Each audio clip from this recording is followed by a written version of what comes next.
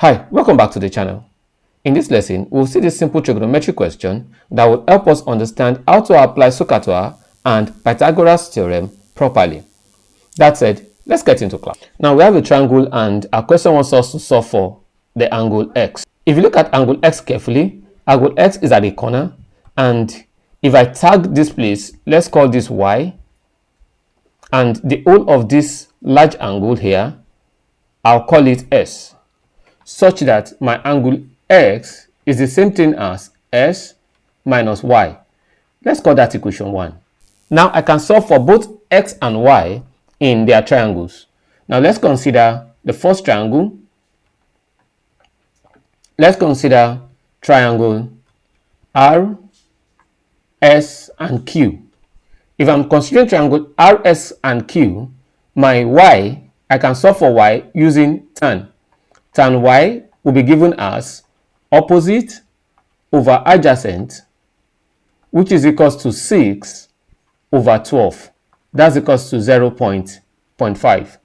So that y now will be equals to the arctan, or the tan inverse of 0.5. That's equals to, let's see the tan inverse of 0.5. That's 26.56, 26.57. That's 26.57. Now let's consider triangle PRS. Considering triangle PRS, the tan of S will be given as opposite over adjacent, which is equals to, now the length PR is 6 plus 4, which is 10. That's 10 over 12. That's equals to 5 over 6. That means tan S is the same thing as 5 over 6. Let's use our calculator once again. That's 5 divided by 6.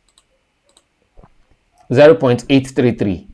That's 0.833. Then S will be given as the tan inverse of 0.833,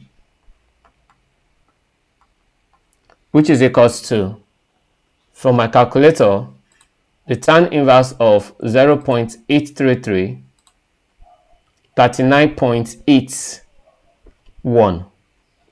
That's 39.81. So that from equation 1 here, we've said x is equals to s minus y.